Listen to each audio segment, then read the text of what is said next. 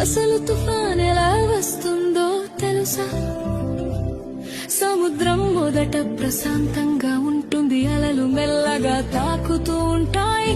కానీ సూర్యుడు బాగా వేడెక్కితే సముద్రపు నీరు కూడా వేడిగా మారుతుంది. ఆ వేడి నీటి మీద ఉన్న గాలి కూడా వేడి అవుతుంది, పైకి ఎగురుతుంది. గాలి పైకి ఎగినప్పుడు కింద ఖాళీ అవుతుంది. అప్పుడు చుట్టుపక్కల చల్లని గాలి ఖాళీ నింపడానికి వస్తుంది. ఇలా గాలి ఎగరడం దిగడం మొదలవుతుంది. అలా తిరుగుతూ తిరుగుతూ ఒక పెద్ద చక్రంలా మారుతుంది.